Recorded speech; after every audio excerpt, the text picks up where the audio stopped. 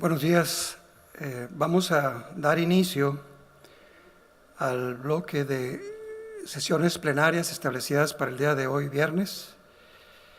El bloque de estas sesiones plenarias van a estar 3 ponentes y vamos a dar el inicio con la primera plática que estará a cargo del doctor Arturo Loredo Abdalá. El doctor Loredo Abdalá es médico pediatra internista, especialista en el estudio y atención integral del niño maltratado. Es fundador y coordinador de la Clínica de Atención Integral al Niño Maltratado del Instituto Nacional de Pediatría, fundador del Centro de Estudios Avanzados sobre Maltrato Infantil y Prevención del Instituto Nacional de Pediatría, comisionado nacional para el estudio y la atención integral del niño maltratado de la Comisión Coordinadora de los Institutos Nacionales de Salud y Hospitales de Alta Especialidad. El doctor Abdalá además es investigador de ciencias médicas de los Institutos Nacionales de Salud por parte de la Secretaría de Salud. Es expresidente y miembro titular de la Academia Mexicana de Pediatría y pues autor de 90 artículos y 5 libros sobre maltrato infantil. Sin duda tenemos un ponente con amplia experiencia en el tema de maltrato infantil y el tema a presentar es consideraciones invisibles y relevantes del maltrato infantil. Bienvenido, doctor Loredo Abdalá.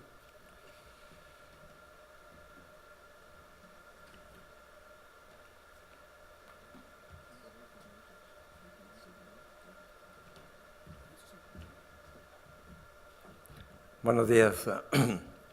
Antes de empezar, yo quiero felicitar al comité organizador de esta reunión, que está sensacional, por haber incluido en el temario este tema.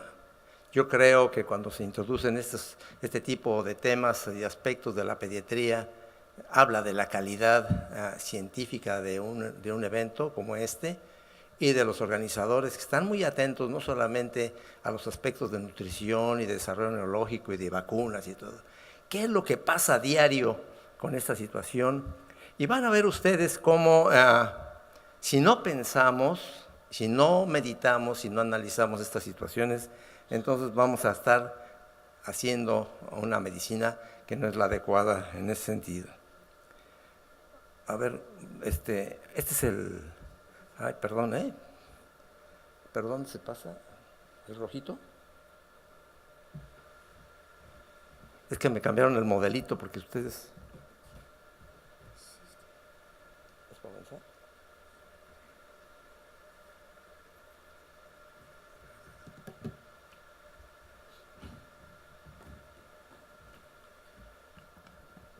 Ahorita acabamos de estar en una sesión en donde se habló de la alimentación vegetariana exclusivamente y entonces hicimos un análisis de ciertos aspectos que me parecen fundamentales para evitar que nuestros niños no crezcan, no se desarrollen adecuadamente de acuerdo a su potencial genético.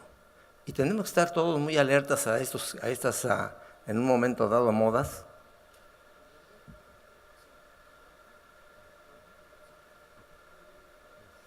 Gracias. Entonces, para no tener este problema, yo creo que debemos de estar muy atentos a un señalamiento que hacen los políticos y que están haciendo muchas organizaciones mundiales, el interés superior por el niño. Los políticos lo repiten como pericos, pero no saben exactamente a qué nos estamos refiriendo. Y sí, nosotros sí debemos de saber a qué nos estamos refiriendo esto. El maltrato infantil es un problema, fíjense, médico, social, legal. Médico porque fueron los médicos los primeros que empezamos otros empezaron a estudiar el tema. Social, porque es fundamental el entorno en donde este niño y esa familia se desarrollan. Y legal. Si nosotros no hacemos bien las cosas, vamos a tener la posibilidad de enfrentarnos con los abogados, situación que no es muy agradable, y entonces,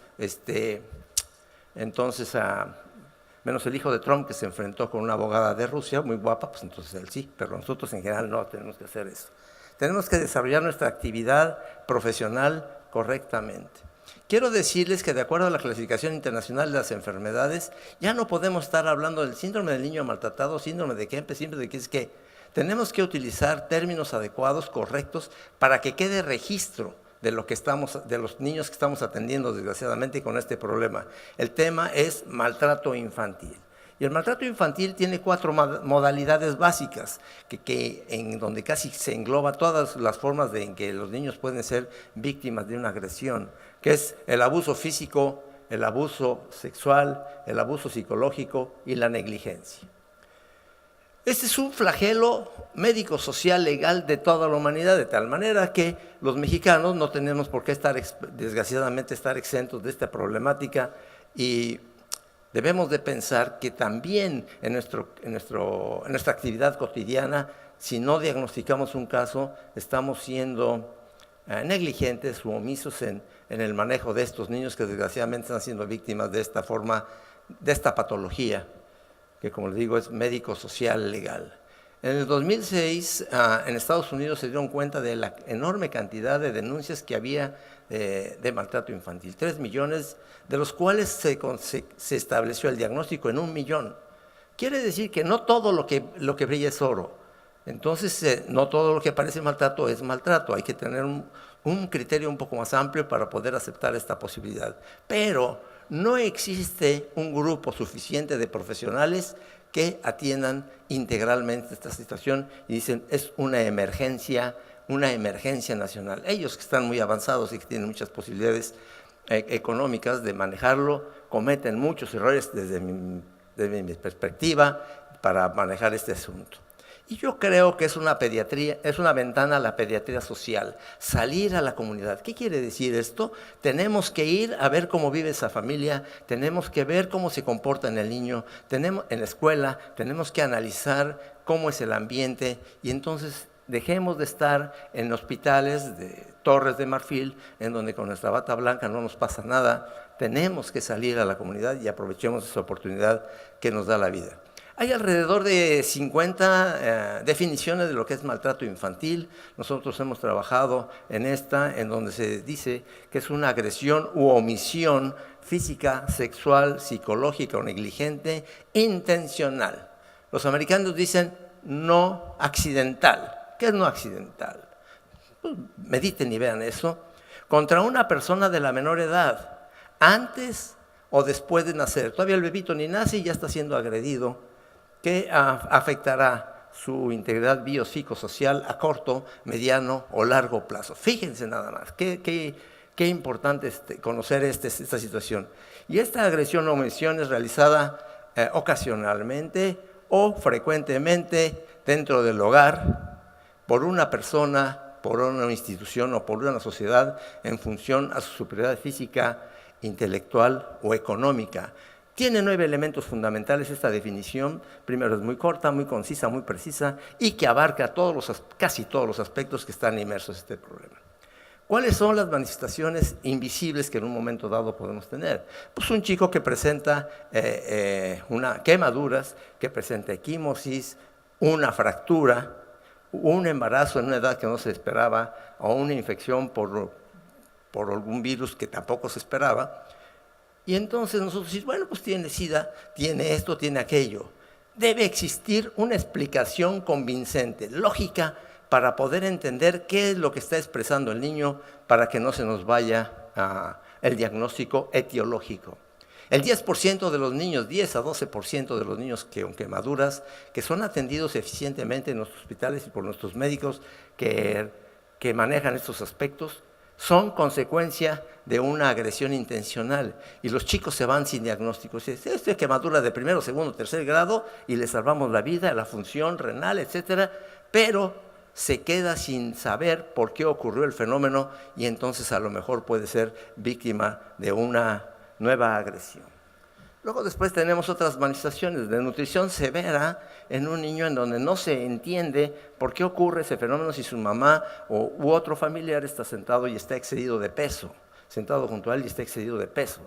Claro, saliendo tantito más de las áreas de influencia de las ciudades y de los hospitales, por ejemplo, en el Instituto Nacional de Pediatría, si encontramos un niño desnutrido, los pediatras tenemos una doble obligación. Primero, descartar organicidad y segundo, si eso no lo tiene, ver que sea consecuencia de maltrato.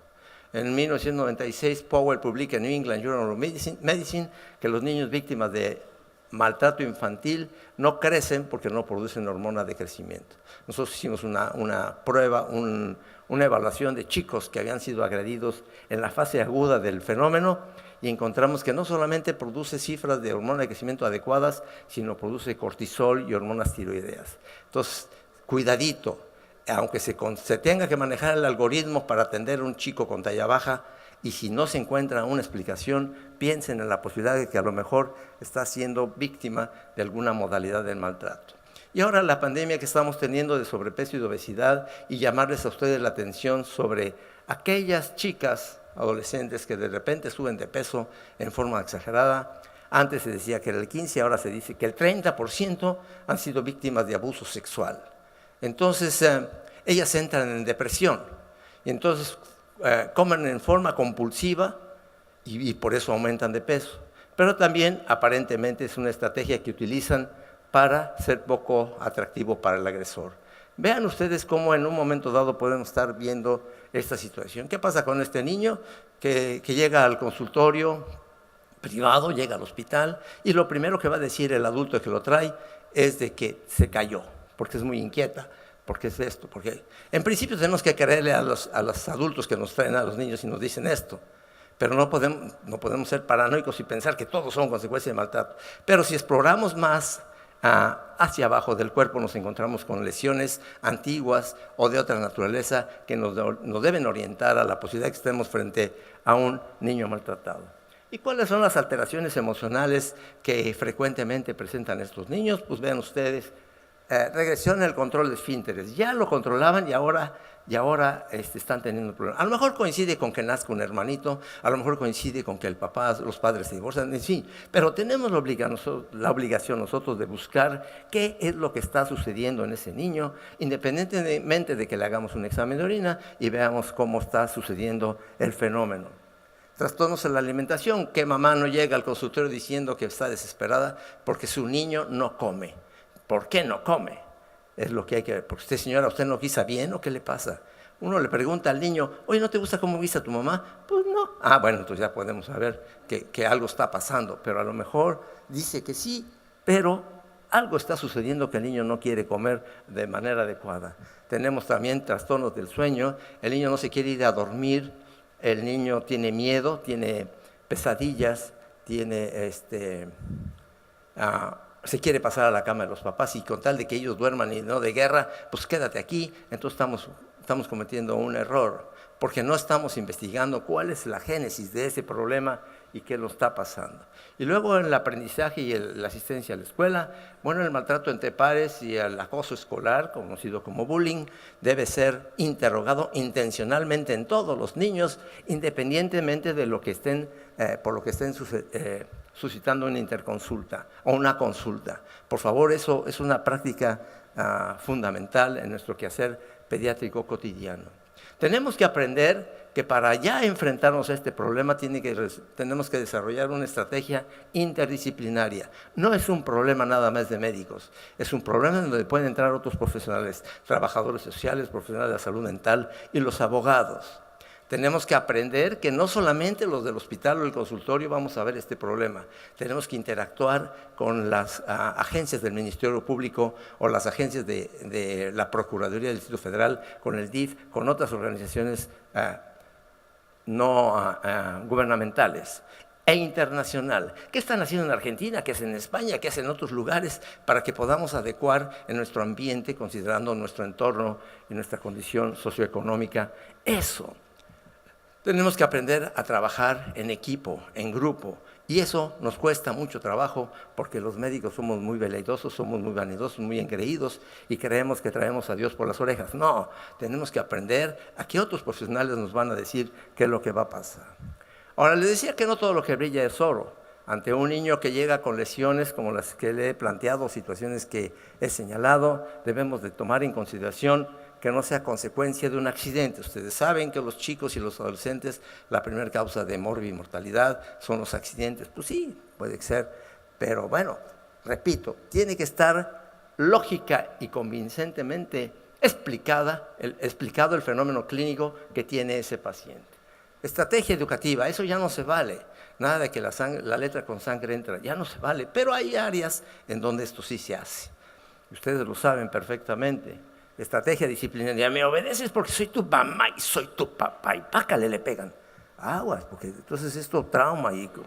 Pero bueno, son formas de expresar a lo mejor lo que ellos fueron o lo que ellos sufrieron cuando niños y están replicando el fenómeno. Pobreza, no se vale, pues es que soy muy pobre y no hago esto y no hago aquello, no lo vacuno. Eso es negligencia, porque México tiene un programa de vacunación sensacional, que ha sido modelo para muchos países y ha persistido a pesar del PRI, PAN, PRD, PAT, TITO, todos esos. Entonces eso ha funcionado. Ignorancia, pues yo no sabía nada de que yo no sabía. Nosotros tenemos la obligación de enseñarle a la gente lo que debe saber. Porque la ley dice que pues, la ignorancia de las leyes no los exime de su responsabilidad cuando no se cumplen a cuidado. Luego, usos y costumbres.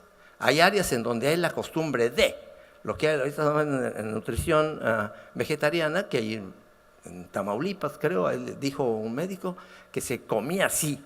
Pues eso puede ser un error y tenemos la obligación nosotros de insistir en que a lo mejor eso no está permitiendo el crecimiento adecuado de ese niño.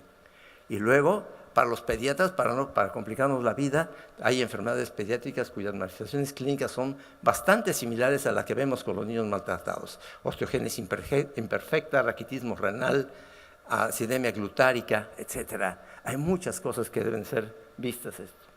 ¿Cuáles son los derechos de los niños? Y esta es otra cosa que yo quiero señalar de los niños. Son 54 derechos, de los cuales estemos al pendiente de esto. Nadie se lo sabe, ni yo, los 54 no me lo sé, pero bueno, los políticos menos. Pero consideren la autoestima del niño. Nada de que eres niño y no, déjenlo que crezca.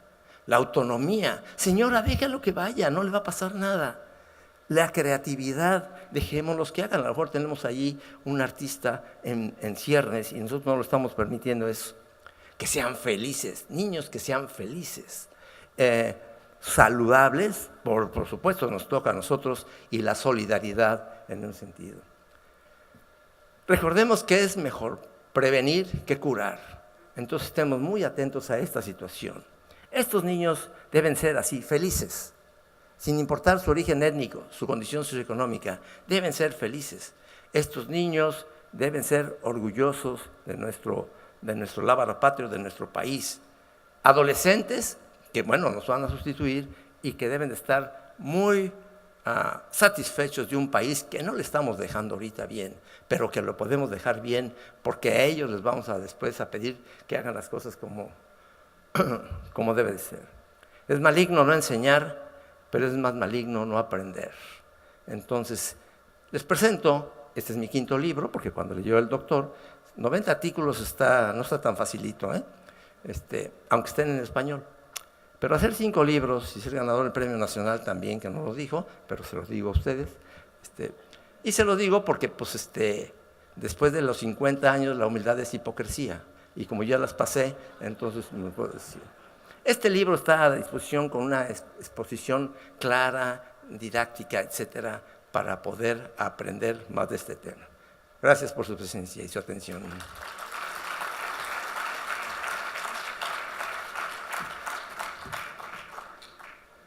Vean que entrego el señalador, porque luego había uno que se los llevaba y después... Gracias por su ponencia, excelente. Gracias. Perfecto.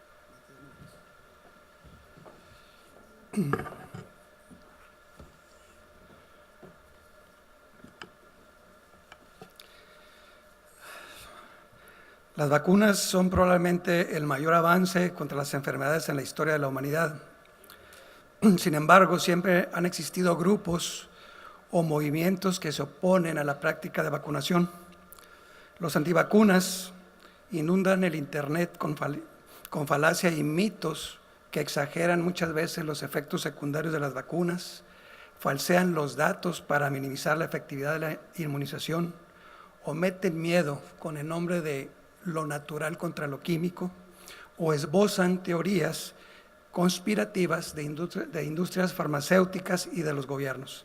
Sin duda que este es un tema de mucha controversia, y tengo el gusto de presentar para la exposición de este tema a la doctora Kimberly Ávila Edwards. La doctora Edwards es médico pediatra egresada de la Escuela de Medicina de Harvard, es presidente y miembro de la Sociedad Pediátrica Capítulo Texas de la Academia Americana de Pediatría y es pediatra proveedora en los servicios de atención primaria en la Clínica Regional de Austin, Texas. El tema que ella expondrá se denomina cómo lidiar con personas antivacunas y no morir en el intento. Bienvenida, doctora Edwards. Gracias. ¿Cómo lo alcanzo? Me dicen que el verbo es para señalar. Ok. Muy bien. Muchísimas gracias. Buenos días. Ojalá que todos estén bien hoy. Quiero tener mi tiempito para estar respetuosas a su tiempo hoy. Gracias por este gran honor de invitarme a venir aquí hoy. Agradezco la oportunidad de dialogar y compartir las experiencias que he tenido con el movimiento antivacunas, tanto como pediatra privado, como también la líder estatal de la Academia Americana de Pediatría de Texas. El movimiento antivacunas es un fenómeno al que nos enfrentamos los pediatras con mayor incidencia en los Estados Unidos. Trabajamos para desarrollar respuestas apropiadas a los padres que no vacunan a sus niños, de manera que sirva al mejor interés de todos los niños en nuestras consultas. Reconozco el estrago emocional, ético y profesional que puede generar este tema y por eso les agradezco la oportunidad de hablarlo hoy. Creo firmemente, como pediatras, tenemos un papel único en la vida de nuestros pacientes y, a final de cuentas, nuestra postura clara, considerada y respetuosa relacionada a la importancia de las vacunas generará maneras más eficientes para tratar a todos los padres reunientes ante las vacunas. Tengo ejerciendo casi 15 años en la Clínica Regional de Austin, ARC por sus siglas en inglés, que presta servicios de salud a aproximado 500,000 de residentes. Existen 24 ubicaciones, trabajan más de 80 pediatras y incluye atención primaria, así como de subespecialidades. Para explicar el entorno en que trabajo, necesito compartir que aunque el movimiento antivacunas ha sido fuerte en otros estados de los Estados Unidos, los expertos dicen, de acuerdo al Washington Post, que el movimiento antivacunas en Texas es uno de los más organizados y políticamente activos. En Texas, la legislatura se reúne cada 2 años. Acabamos de terminar la 85ª sesión legislativa en el mes pasado. En una reunión a principio del año que se llevó a cabo en San Antonio, los miembros del movimiento antivacunas declararon que hace 2 años tenían 2 defensores de su causa en la legislatura, pero que este año, esta sesión, contaban con 30. Desde que comencé en ARC, me he encontrado con parientes reunientes a las vacunas, quienes requieren de más tiempo, más asesoría para que comprendan la importancia de las vacunas, pero padres, en su mayoría, a fin de cuentas, dieron su consentimiento a la vacunación. No obstante, hace poco más de 5 años, los pediatras de ARC comenzaron a encontrar un incremento en el número de padres quienes seguían rehusando a las vacunas a pesar de los mejores esfuerzos de educar, dialogar y proporcionar información acerca de las vacunas. Mis socios solicitaron al liderazgo de administrativos de ARC que se desarrollara una respuesta bien pensada y unificada para los padres reunientes a las vacunas. Pidieron que se tomara en consideración el bienestar de todos los pacientes.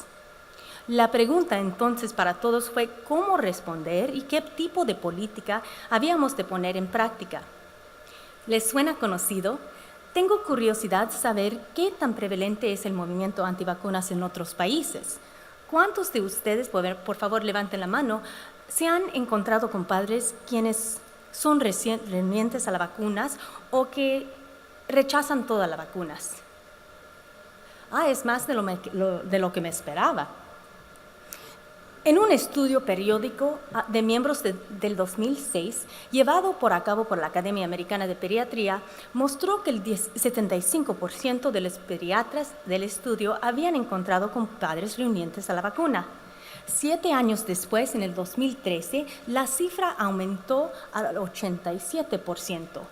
La proporción de padres quienes se rehusaban a una o más vacunas casi se duplicó durante esos 7 años. Las vacunas previenen como 2,5 millones de muertes infantiles al año. El movimiento antivacunas está amenazando una de las innovaciones médicas más exitosas de la era moderna. Estamos viendo el resurgimiento de enfermedades prevenibles con vacunas. Solo tengo que ver mi comunidad o mi país para ver enfermedades mortales como el sarampión que circulan y ocasionan enfermedades prevenibles en nuestras comunidades. Todos ustedes recuerdan el brote inmenso de sarampión en los Estados Unidos en 2015, ligado a Disneylandia en California. Es muy probable que haya iniciado con un viajero cuando se infectó con sarampión en otro país y luego fue al parque cuando todavía estaba en etapa infecciosa. Se documentaron 188 casos de sarampión ese año en los Estados Unidos. Curiosamente, fue el año, de hecho, anterior, en el 2014, cuando ocurrieron en los Estados Unidos un récord de casos de sarampión. En el 2014 se reportaron casi 3 veces más casos de sarampión. En mi estado de Texas, ahora mismo, nos enfrentamos con el brote más grande de paperas desde hace 23 años y también ha habido brotes de tosferina y sarampión. Entonces, ¿cómo puede ser que veamos más padres optando de no vacunar a sus hijos? En su búsqueda de hacer lo mejor para sus hijos, algunos padres cuestionan qué tan seguras y qué necesidad hay de vacunar. Es importante recordar que la oposición a las vacunas no es un fenómeno nuevo. Ha existido desde que se desarrollaron las vacunas. A principios de 1800 en Europa, Edward Jenner promovió la vacunación contra la viruela. Durante las siguientes décadas se observó en el Reino Unido un aumento en las tasas de oposición a la vacuna contra la viruela, lo que ocasionó que se ordenara por ley la vacunación. Los médicos declaran que las razones más comunes por las cuales padres rechazan las vacunas son: 1, les preocupa qué tan seguras son las vacunas; 2, creen que las vacunas no son necesarias; o 3, por su creencia fundamental que tienen como padres libertad de escoger. Existe una gama de padres renuentes a las vacunas. Va desde la excepción a todas las vacunas, pero preocupados por lo mismo, rehusar o atrasar algunas vacunas, pero no otras, o rechazar todas las vacunas. Un estudio indicó que los padres quienes decidan no vacunar desconfían más de los prestadores de cuidados de salud y del gobierno, y hay más probabilidades que utilicen la medicina alternativa. En los Estados Unidos, los estudios también arrojan resultados que los padres quienes rechazan las vacunas por lo general son blancos y con más educación.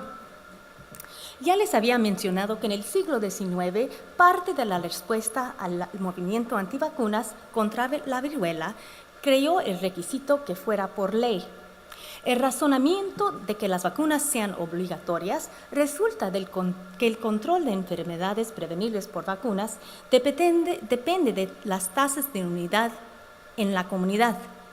Esto es inmunidad colectiva, un concepto fundamental que contribuye al éxito de programas de vacunación.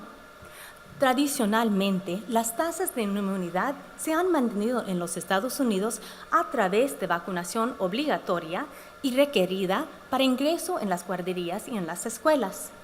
Sin embargo, en años recientes se ha observado un aumento marcado en la disponibilidad y el uso de exenciones filosóficas o creencias personales relacionadas a la vacuna. Desde el 2003, en la ley de Texas les ha permitido a los padres la exención consciente o filosófica. Desde entonces, el número de exenciones de conciencia ha casi duplicado. Aunque las tasas de exención varían de manera importante a lo largo de diferentes estados, varios estudios encuentran una variación interestatal aún mayor. Creo que por esto es parte de la razón por la cual en 2013 veíamos a más grupos de padres antivacunas en las clínicas de ARC. Entonces, ¿qué fue la respuesta que decidió dar ARC al número creciente de padres quienes optaban por no vacunar a sus hijos? Primero, reconocimos que los menores quienes quedan filosóficamente exentos de la vacunación no solo corren un riesgo más grande de desarrollar enfermedades prevenibles por vacunas, sino que también ponen en riesgo a otros menores vulnerables que vienen a la clínica. Incluyen menores no vacunados, ya sea por su edad o por exenciones médicas, o menores vacunados que no hayan desarrollado respuestas inmunológicas adecuadas a las vacunas. Como grupo de especialidades múltiples, no solo consideramos a otros menores, sino que también adultos vulnerables. Por el bien de otros individuos en nuestras clínicas, como grupo, elegimos instaurar una política el verano del 2015 de dar de baja a familias quienes los padres no accedían a actualizar el programa de vacunación. Sentíamos que dentro del contexto de la integridad de una respetuosa relación médico a paciente, si el médico no lograba convencer a los padres reunientes a las vacunas, a la vacunación, había suficiente falta de valores compartidos en esa relación que requería que terminara tal relación. Lo que hizo esta decisión especialmente difícil fue que solicitamos guía de la Academia Americana de Pediatría de cómo responder ante los padres que se rehusaban a la vacunación. En ese momento, la política de la Academia Americana declaraba: en general, los pediatras deberían de evitar dar de baja a sus pacientes por solo el hecho que los padres de estos rechazan vacunar a sus hijos. Sin embargo, cuando se desarrolla un nivel importante de desconfianza, sugieren diferencias importantes en la filosofía de la atención médica o persiste una comunicación de baja calidad, el pediatra puede aconsejar a la familia que busque otro médico. La terminología era vaga, desalentaba a los médicos a dar de baja a las familias que rehusaban las vacunas y no apoyaba de manera directa a los médicos como los de ARC. ARC estaba en contra de la política de la academia de ese momento, pero consideramos que era la mejor decisión para nuestra consulta y nuestros pacientes. Así que en la primavera del 2016, como presidente de la sección estatal de Texas, reconocí que esta política de la academia no encajaba bien conmigo por razones obvias. Recuerden que cuando ARC hacía extensiva su política de vacunación, estábamos pasando por el brote de sarampión de Disneylandia. La mayoría de los casos ocurrieron en menores que no habían recibido la vacuna de sarampión y el 43% de los padres expresaban objeciones filosóficas o religiosas a la vacuna. Un 40% adicional de menores no vacunados no podían recibir la vacuna, pues eran aún muy pequeños. Me enteraba de la pesadilla por la que estaban mis colegas en California pasando con menores con sarampión no vacunados que ponían en riesgo a otros menores vulnerables en la sala de esperar de sus consultorios pediátricos. No podía pasar por alto que era el momento de pedirle a la academia de reevaluar sus políticas con respecto a los padres reunientes que optaban no vacunar a sus hijos. Así que en la primavera del 2016 presenté yo para consideración una resolución ante el Foro Anual de Liderazgo de la Academia. El mecanismo formal para el cual los miembros pueden comentar sobre las políticas de la Academia y las actividades es presentando resoluciones. Las resoluciones se dialogan y debatan en el foro y subsecuentemente todos los miembros votantes deciden si se acepta, elimina o se refiere la resolución. De las que son adoptadas, todos los miembros con derechos de voto son invitados anualmente a escoger las 10 resoluciones más altas, las que consideran más importante para la Academia. El Consejo de la Academia da prioridad a estas 10 resoluciones y responde a esas resoluciones en un periodo de un año.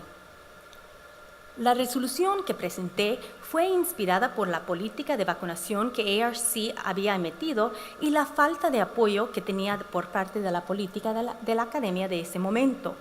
Solicitaba que la Academia apoyara en sus declaraciones de política y lineamientos clínicos sobre vacunación a los pediatras quienes decidían de dar de baja a pacientes quienes se rehusaban a vacunar a sus hijos. Yo pedía que hubiera un cambio en el lenguaje de la política que no desalentara, sino por el contrario, que apoyara las prácticas sobre la decisión de dar o no dar de baja a sus pacientes que optan por no vacunar. En 2016 se adoptó mi resolución y se clasificó como número 3 de las 10 resoluciones más importantes de ese año.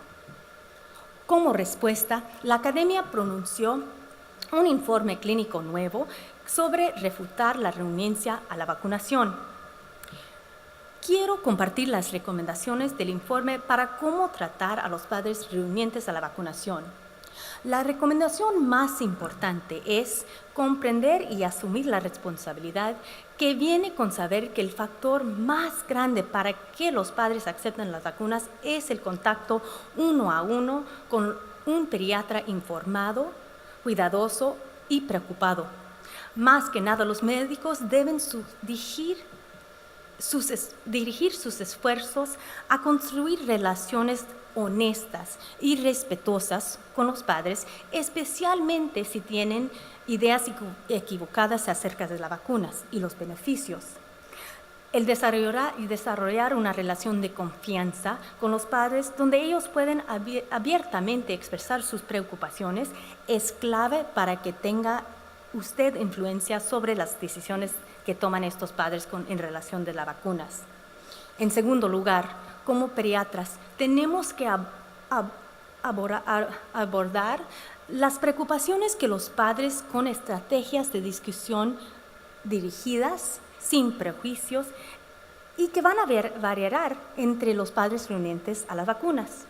Los prestadores de servicios deberían estar preparados para atender preguntas específicas que tengan los padres, ya sea del autismo, de la presencia de mercurio o aluminio en las vacunas, o el argumento que las vacunas contienen células provenientes de fetos humanos que fueron abortados. Y honestamente he oído todas esas preocupaciones. Con respecto a la preocupación de los padres, que son muchas vacunas, recuerden que el número de proteínas y antígenos incluidos en las vacunas certificadas actualmente es mucho menor que el número de antígenos de vacunas anteriores y del organismo que circulan de manera natural que infectan a los menores antes de la vacunación universal. Al estar preparados para atender las preocupaciones de los padres y apoyar firmemente las ventajas de la vacunación, los pediatras tienen gran influencia sobre la aceptación de los padres hacia las vacunas. En tercer lugar, necesitamos comunicarnos con los padres sobre la seguridad de las vacunas, las razones por cuáles vacunar y los riesgos de no hacerlo. Es importante presentar la información de seguridad de manera que no confronte, con diálogo respetuoso, y al mismo tiempo escuchar y reconocer sus preocupaciones. Corrige la información equivocada que tengan y reconozca que tanto los padres como los pediatras quieren la salud y bienestar del menor. Con respecto a los programas de vacunación alternos, no se ha evaluado ningún programa de vacunación alternativo que proporciona una mayor seguridad de eficacia que el programa recomendado. Un estudio demostró que los menores cuyos padres decidieron limitar las vacunas fueron a más consultas de vacunas y eran menos probable que estuvieran corriente en sus vacunas. Hay que reconocer que los programas de vacunación retrasados o incompletos pueden ocasionar la propagación, por lo menos de maneras parciales, de brotes de enfermedades prevenibles con vacunas. Al presentar la vacunación a los padres, inicie las recomendaciones de vacunas con presuntivo en lugar de participativo. Por ejemplo, digan, debemos de poner algunas vacunas, versus preguntar, ¿qué quiere hacer en relación a las vacunas? Utilice su propia experiencia para comunicar la necesidad de las vacunas. Los padres se convenzan más fácilmente con historias y anécdotas del éxito de las vacunas. Yo tengo suficiente año de edad para poder compartir con los padres cómo atendí a una menor de 4 años que tenía meningitis causado por Streptococcus pneumoniae durante mi residencia. Comparto que la niña era hermosa, con cabello rizado, pero que lamentablemente salió del hospital completamente sorda como resultado de una enfermedad que hoy en día puede ser prevenida por la vacuna. Hay una página electrónica detallada aquí que es una fuente excelente de ejemplos como este. Como pediatras, deberíamos compartir nuestras decisiones personales. Esto ha resultado en ser la mayor éxito para convencer a los padres reunientes. Comparto yo que mi hijo y hija recibieron la vacuna contra el virus papiloma de humano cuando tenían 11 años, debido a la importancia que le doy a la prevención de enfermedades causadas por este virus. Esta información me ha ayudado a convencer a padres reunientes a esta vacuna que den su consentimiento. Debemos de admitir que estas conversaciones pueden ser difíciles y frustrantes, pero es tiempo bien invertido. Finalmente, la decisión de dar de baja a una familia no se debe tomar a la ligera, ni tampoco sin tomar consideración y respetar las razones de punto de vista de los padres. Pero los pediatras pueden dar de baja a familias que rechacen las vacunas y es decisión del pediatra, es aceptable. Existe evidencia de anécdotas que cuando los pediatras les dan a los padres la opción de vacunar a sus hijos o ser despedidos, algunos padres aceptan la vacunación, aunque ya habían fallado otros métodos de persuasión. En gran medida, fue una respuesta de gratitud por la política de vacunación de ARC. Personalmente me dijeron, gracias por instrumentar esta política. Esta política protege a mi hijo. Por aquellos de los padres reunientes que asistían en mi consulta, las conversaciones incluían frases como, no la quiero perder como pediatra, doctora Ávila Edwards. Mi esposo y yo vamos a evaluar nuevamente nuestra postura. En total se han enviado solo 0.1% en el 2016 y 0.07% en el 17 de cartas de determinación a los pacientes pediátricos de ARC. Creo que una política como la que hemos instrumentado precisamente por la influencia de la relación médico a paciente sí tiene una influencia positiva en las tasas de vacunación. Finalmente, a más grande escala, necesitamos seguir dirigiendo esfuerzos a la eliminación de exenciones no médicas para las vacunas infantiles. Para acabar, los pediatras ejercen gran influencia sobre las familias reunientes a las vacunas. juegan un papel de confianza en la vida de los padres y tenemos que encauzar esa responsabilidad. Contrarrestar la renuencia a las vacunas puede lograr mejor a través de una comunicación abierta y diálogo entre pediatra y padres. Sigan trabajando con las familias renuentes a las vacunas. Sean claros en sus mensajes con los padres de que las vacunas son seguras, efectivas y que ocurren enfermedades serias si su hijo o hija y la familia no son vacunados. Recuerden que muchos, sino la mayoría de padres renuentes a las vacunas no es que se opongan a la vacuna, sino que buscan la dirección sobre cuestiones relacionadas. Aunque el despedido no es la primera opción, el despedido es una opción en ciertas circunstancias. Nuevamente, le agradezco a todos el privilegio que me otorgan de hablar ante ustedes hoy. Muchísimas gracias.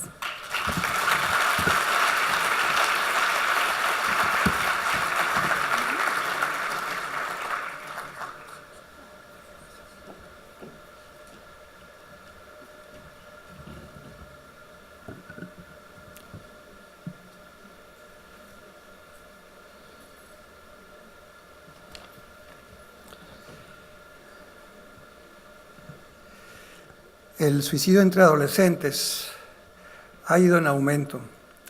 En los Estados Unidos se considera la tercera causa de muerte más frecuente para jóvenes entre 15 y 24 años después de los accidentes y homicidios.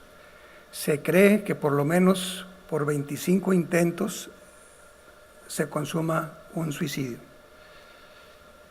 Sin duda que conocer los factores de riesgo que pueden aumentar la posibilidad de esta conducta es una plática que el día de hoy será expuesta por el doctor Boris Birmacher. El doctor Birmacher es médico psiquiatra originario de Colombia, con una preparación académica profesional en la Universidad de Columbia, en los Estados Unidos. Es profesor y especialista en psiquiatría de la Facultad de Medicina de la Universidad de Pittsburgh, en Pensilvania. Es líder en el estudio y tratamiento de los trastornos de ánimo y ansiedad en niños y adolescentes, y pionero en escribir los predictores, los factores de riesgo, el curso y el tratamiento de trastorno bipolar de inicio en la infancia. El doctor Birmacher es director del programa para el niño y el adolescente con trastorno bipolar del Western Psychiatric Institute en Pensilvania.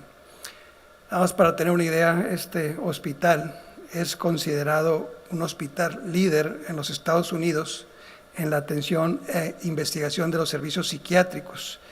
Cuenta aproximadamente con 400 camas para internamiento y con 50 programas ambulatorios de psiquiatría.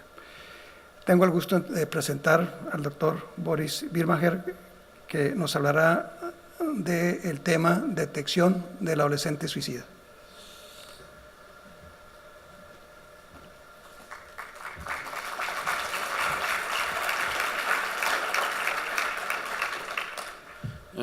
Buenas, es un placer estar con todos ustedes. De nuevo, muchas gracias, doctor Flores, muchas gracias a todo el comité por darme el privilegio también de estar aquí, la oportunidad de compartir ustedes lo que estamos haciendo. Y como decía el doctor Loredo, es un placer ver que un congreso de pediatría está enfocado en la parte social y también en la salud mental, así como los amigos poblanos también tuve la oportunidad. Es bastante bueno que ustedes hagan eso porque, como siempre he dicho, ustedes los pediatras son la primera línea. A los psiquiatras vienen mucho después. Y todavía hay mucho temor de venir a la psiquiatría. Ustedes son los primeros que van a ver todos estos niños. Y yo sé que ustedes están muy ocupados, pero algunas veces es muy fácil prevenir el suicidio en los niños, que es bastante frecuente, porque cuando cualquier niño o adolescente se muere es muy grave, es muy doloroso, tanto uno como médico, peor como si uno es familiar o padre, pero cuando se muere por suicidio es peor. Es peor por la gente que queda viva, a todos los familiares y todos los amigos de alrededor, y eso es lo que me voy a concentrar hoy en día, para darles unas pautas rápidas para que ustedes puedan tener por lo menos la sospecha de que algo está pasando. Solamente algunas definiciones muy ligeras. El suicidio tiene un continuo y va desde la idea suicida hasta el suicidio, que mucha gente dice en suicidio completo, solamente para separarlo. Pero en la idea suicidio uno ve niños y adolescentes que tienen ideas de muerte. Me gustaría mañana amanecer muerto. Esta vida no vale la pena. O sea que ya empiezan a adorar y es muy frecuente. Hay una cosa que se llama idea pasiva de morir, que yo quiero, pero no tengo ninguna idea de ir y suicidarme. Ya empieza a haber ideación suicidia sin ningún plan ni intento. Yo me voy a matar.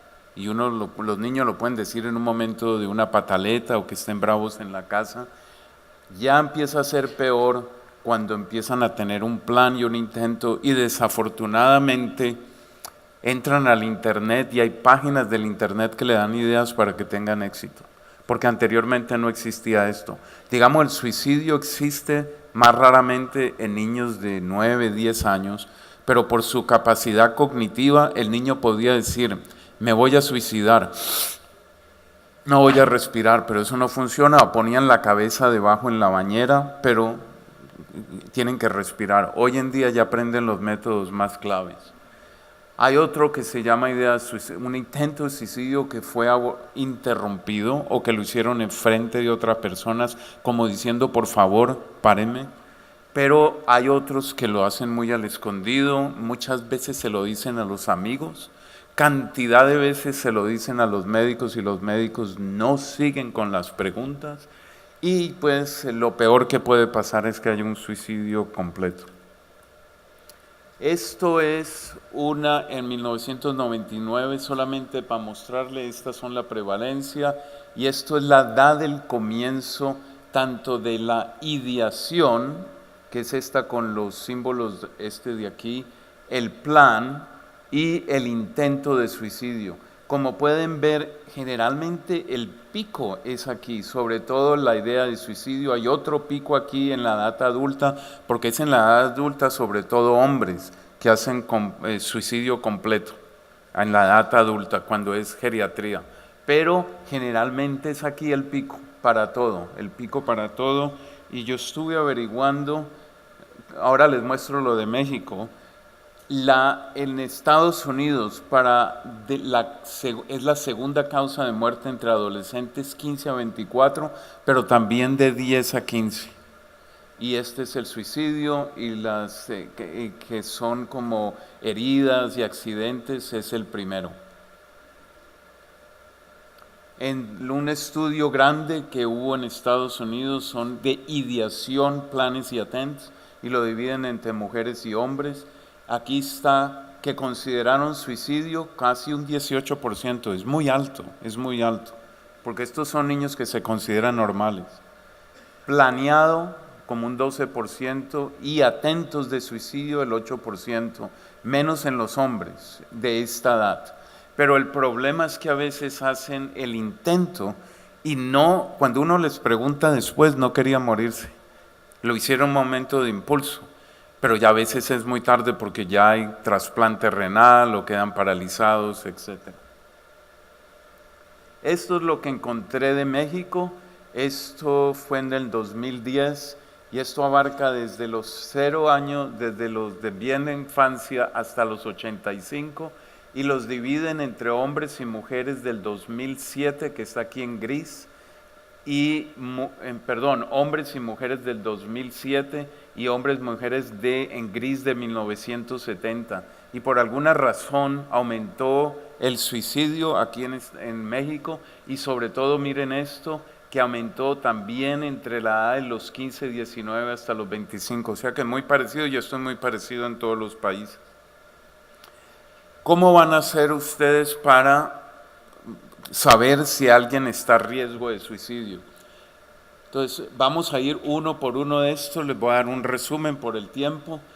Uno tiene que ver las características de la conducta de suicidio, la psicopatología que existe en este momento y en el pasado, las características psicológicas, los ambientes del ambiente, la familia, que son muy importantes, y la disponibilidad de los medios letales. Como les voy a decir, esto es un problema grande en Estados Unidos, que la mayoría de los niños en Estados Unidos se suicidan por armas.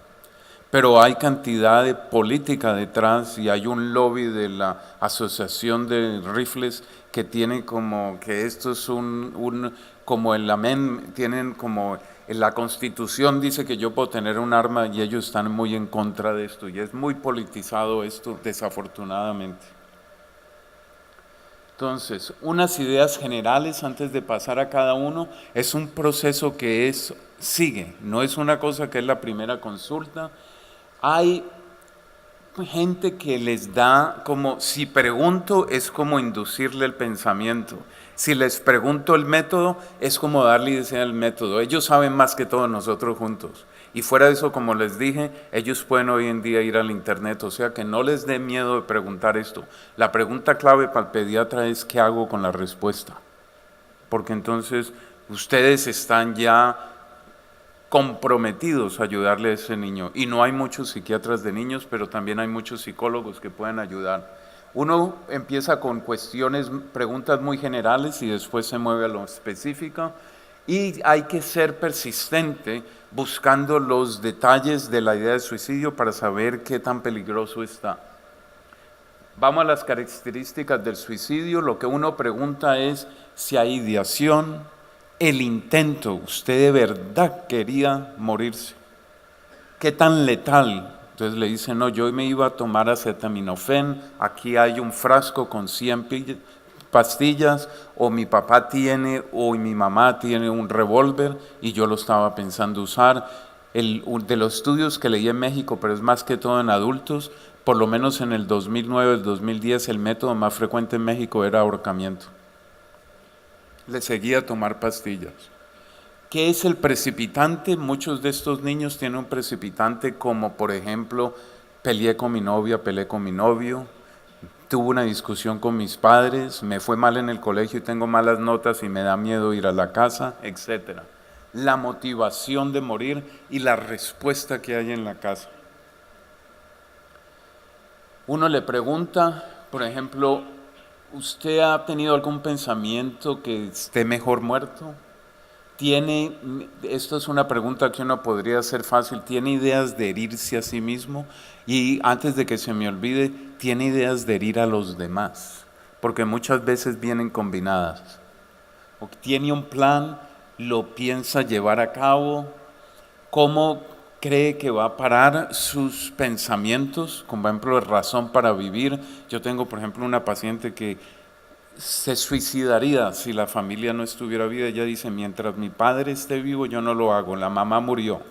Entonces ella dice, esto va a ser muy duro en mi padre y yo no lo hago. Y es la única razón. Yo estoy casi seguro que cuando el padre muera, ella va a ser de muy alto riesgo. Uno tiene, vamos a hablar de la ideación, qué tan frecuente, como todo en medicina, qué tan frecuente, cuánto le dura, cuál es la intensidad, cómo es su actitud con sus pensamientos, cómo puede controlarlos. Entonces uno le puede preguntar, cuando le vienen las ideas, ¿qué le previene hacerlo? ¿Qué le ayuda? Porque esto le ayuda a uno también decir que puede a uno ayudarle al niño. Digamos, me ayuda mucho oír música, me ayuda a oír música, pintar, me ayuda mucho a hablar con mis amigos. Entonces uno le fomenta esa cosa. Uno le dice cuáles son sus beliefs, cuáles son sus creencias, qué conducta hace preparar, cómo se comunica, porque muchos le comunican a los amigos y, como decía antes, también a los médicos.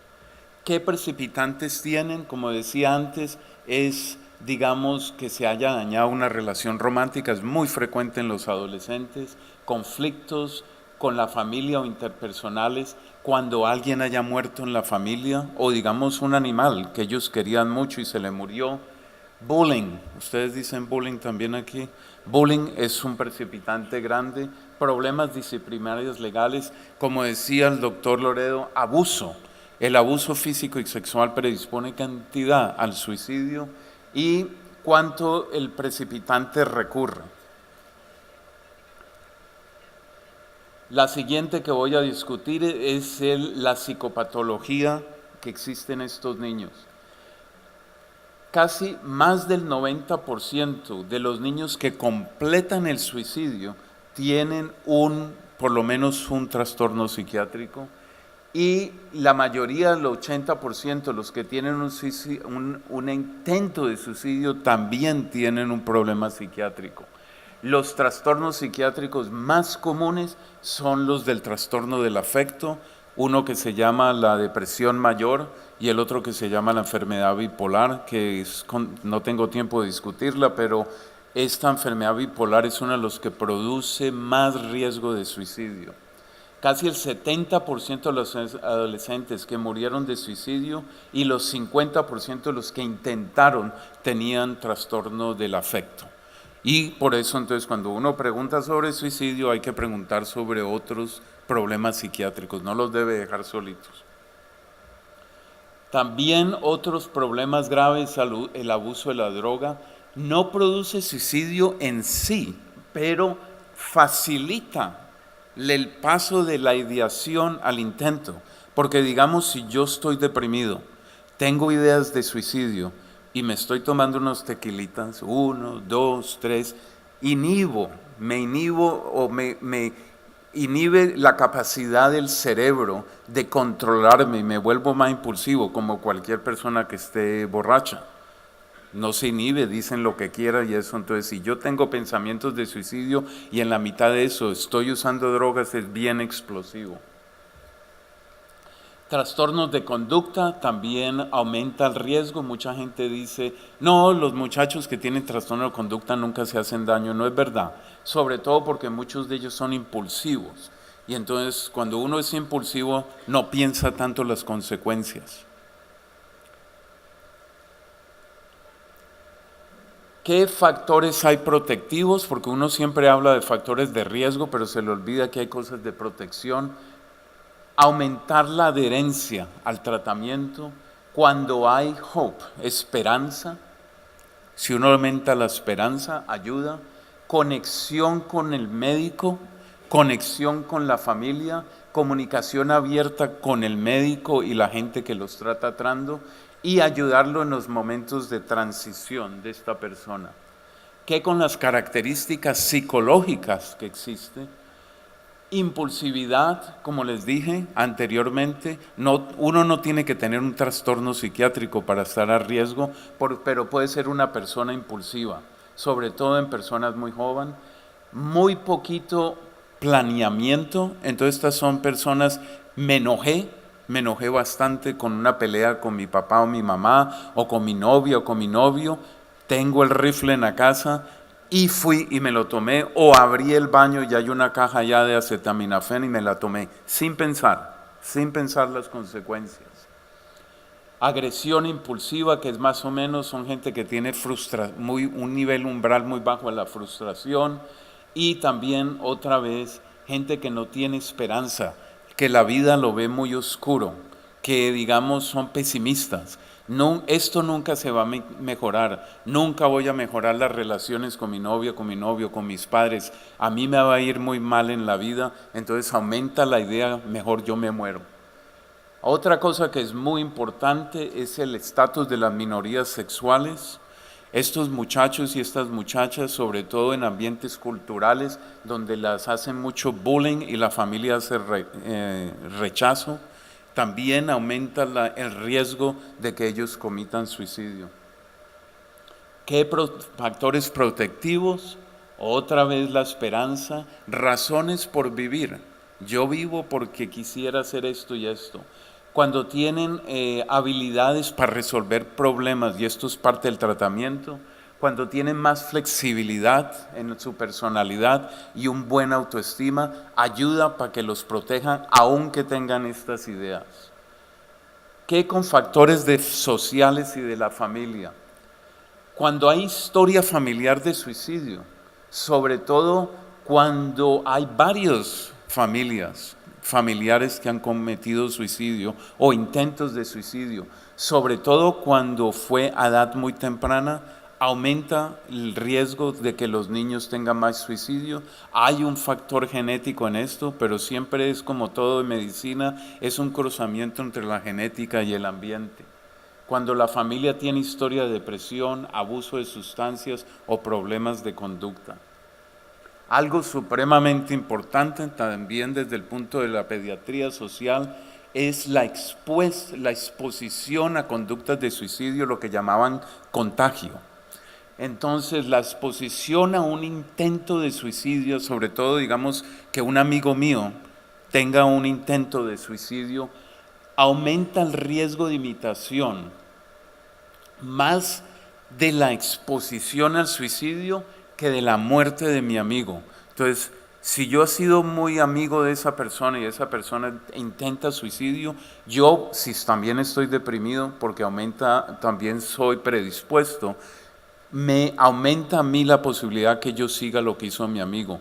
Programas de televisión, como aquí también está esa televisión, 13 razones por qué no, ¿la conocen esa serie? Eso ha aumentado los intentos de suicidio en adolescentes que estén predispuestos, no todo el mundo. Okay. Los amigos cercanos son los que menos tienen posibilidad de imitar, pero son los que más les impacta el suicidio. La psicopatología previa hace que yo me vuelva más predispuesto al contagio, y los amigos de los que mueren por suicidio entran como un síndrome postraumático, ansiedad y depresión. O sea que ellos también hay que ayudarle. Nosotros tenemos grupos, por ejemplo, que se llama sobrevivientes de suicidio, no solamente para los amigos, sino también para los padres, abuelos, tíos, porque como decía esto impacta completamente la familia de por vida, diría yo. De por vida. Uno los ayuda a que mejoren su estado de ánimo, y imagínese uno como padre que un hijo se le haya suicidado, el complejo de culpa, ¿por qué no hice esto, lo otro? Y llega un momento que estos padres se deprimen y no funcionan bien, aumenta el nivel de la posibilidad de divorcio, cantidad de conflictos de por vida, y por eso hay que, después de que haya pasado esto, uno no puede echar para atrás, pero puede ayudarle a los que sobreviven. Como decía el doctor, el abuso y la negligencia también son muy prominentes, sobre todo en los intentos de suicidio de edad muy temprana. La historia de abuso en los padres, que ellos mismos sean abusados, también aumenta el intento de suicidio en sus hijos. La severidad del abuso, entre más severo, más riesgo. Y todo esto, el abuso y la negligencia también afectan cómo la persona va a quedarse en el tratamiento y la respuesta al tratamiento. ¿Qué factores protectivos existen con las cosas medioambientales? Que haya una buena conexión de padre e hijo, que haya altas expectaciones de los padres porque los niños quieren salir adelante. La supervisión de los padres y la disponibilidad que existen de los padres. No son padres que están alejados o trabajando todo el tiempo y no tienen tiempo para estar hablando con los hijos. Conexión con la escuela. Hay varios estudios, los estudios que hicimos nosotros también. Si hay conexión en la escuela con maestros, si el niño se siente, el niño empieza a hablar sobre esto en la escuela. Afiliaciones religiosas protegen, bastante protegen. Y que tengan un grupo de amigos que no tengan los mismos problemas, porque el problema es el siguiente: si yo estoy deprimido y si tengo problemas de conducta y eso, ¿quiénes van a ser mis amigos? ¿Quiénes me entienden? Tal vez mis padres no me entienden, pero mis amigos con los mismos problemas me van a entender. Y si ellos también tienen cantidad de ideas suicidas, el uno al otro se ayuda y dice, sí, esto es lo mejor para hacer, y a veces hacen pactos. Alguien me estaba hablando que hubo, yo no sé si fue en Monterrey o no me acuerdo en qué estado, en México, que hubo un grupo de suicidios uno tras otro, que esto es lo que sucede a veces. Hay un suicidio en el colegio y uno tiene que estar pendiente, ir al colegio a ayudar, porque lo más seguro es que a veces hay un suicidio, 2 suicidios, 3 suicidios, 4 suicidios, y es como una epidemia que sucede. Finalmente es la disponibilidad del método. Y aquí es un problema, como les dije antes, en Estados Unidos. En Estados Unidos lo más frecuente es armas de fuego. Pues entonces la mayoría de estudios en Estados Unidos han sido con armas de fuego y los que hicimos nosotros también en la Universidad de Pittsburgh fueron con armas de fuego. Si un arma está presente en la casa, es muy frecuente que se use como método de suicidio, sobre todo si el arma está expuesta y las balas, las municiones están disponibles. Porque digamos, si yo soy un adolescente muy impulsivo y estoy enojado, y en un momento dado estoy tan enojado, yo sé dónde está el arma y las municiones, las pongo y me suicido sin pensar.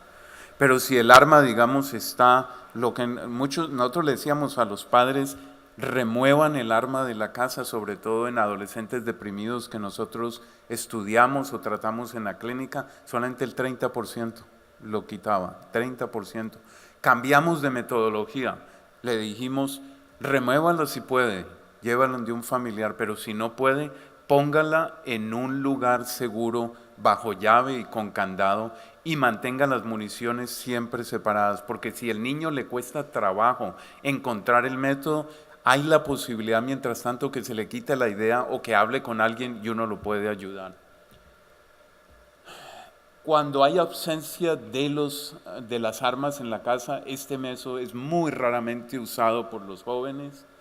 Son más comunes, como 3 veces más comunes que haya un intento de suicidio letal cuando hay un arma en la casa, y también aumenta cuando hay drogas en la casa. Entonces esa combinación de ser impulsivo o deprimido, más armas, más abuso de drogas, es un volcán esperando explotar. ¿Cómo se tratan estos niños? Bien rápidamente, porque no tengo mucho tiempo. Uno, hay que tratar los trastornos que tenga el niño, si los tiene, por más frecuente el trastorno del afecto. Y hay ayer hablamos, hay cantidad de tratamientos muy exitosos para estos niños. Uno tiene que minimizar los factores de riesgo, maximar los factores de protección, hacer algo que tiene que restricción. Con esto me refiero, ustedes en este momento tienen que definir si siguen tratando a este niño en la casa o es momento de hospitalizarlo, aunque sea a corto plazo, mientras la crisis disminuye. Y esto es una cosa supremamente difícil porque el niño va a estar en contra y los padres muchas veces están en contra. Hacer un plan de seguridad. Esto no previene que haya completamente el suicidio, pero digamos uno le dice al muchacho, ¿qué tanto puedo confiar que usted no se va a hacer daño? Y ellos le dicen a uno, si uno tiene buenas relaciones con ellos, y uno le dice, si le vienen las ideas muy fuertes a la cabeza, ¿con qué va a hacer usted? Uno no le dice exactamente qué ellos hacen, uno le dice, ¿qué haría usted? Entonces los niños dicen, llamo a mi mamá o mi papá, llamo a mis tíos, llamo a mi abuela, puedo llamar a mis amigos. Cuando dicen llamar a mis amigos, yo digo siempre, es excelente que usted tenga amigos para llamar, pero le pone una responsabilidad muy grande en los hombros de sus amigos. Llame a sus padres, hay números de 1-800 que pueden llamar. También les digo, caminen, váyanse a un cuarto de emergencia, cualquier cuarto de emergencia cerca a su casa, llamen a la policía y digan, me quiero suicidar, no puedo aguantar más, ayúdeme. Entonces, uno le da todos esos elementos. Si el niño le llega a decir, yo no uso nada de eso, mi idea es matarme, yo ya tengo este plan, lo mejor es ponerlo en el hospital, aún en contra de su voluntad. Yo no sé aquí en México, en Estados Unidos hay manera de hacerlo. Tratamientos psicosociales, hay específicos contra el suicidio, hay algo que se llama la terapia dialéctica y esa es una terapia que le ayuda, utiliza mucho lo que es mentalization, awareness, es un poquito como budista en ese sentido, que uno esté muy consciente de sus sentimientos y lo que va a hacer con ellos y sus percepciones. Todas las terapias tienen soporte social con la familia, son intensivas, todas manejan la motivación, la adherence, que la persona se quede en tratamiento y que no se pierdan, y el plan de seguridad. El tratamiento farmacológico es más que todo, si es necesario, para las enfermedades psiquiátricas que están en ese momento. Hay algunas medicinas, digamos que el litio, que parece que inhiben, son más específicas para gente que es crónicamente suicida, aún no tengan, por ejemplo, la enfermedad bipolar. Para resumir, consideren ustedes los factores de riesgo, y les digo, tanto proximales como distales. Consideren qué factores protectivos tienen el niño y fomenten eso, tanto en los padres como en los niños. Hagan una evaluación de las características del suicidio, por ser lo mismo que hacen ustedes con alguien que viene con dolor de cabeza. Qué tan frecuente es, qué tan intenso es, qué mejora, qué le empeora, a dónde es en la cabeza. Lo mismo se hace como cualquier síntoma. Miren si hay psicopatología debajo de las ideas de suicidio, las características psicológicas, sobre todo impulsividad, cómo está el ambiente de la familia y finalmente, y muy importante, si hay la manera de este niño suicidarse, como drogas que son muy letales en el baño de los padres o en un cajón. El tratamiento, de nuevo, manejen todas las enfermedades como el afecto, el plan de seguridad y manejen todos los factores protectivos y de riesgo. Con esto yo creo que voy terminando. Esta es la ciudad donde yo vivo. Muchas gracias por todo. Gracias.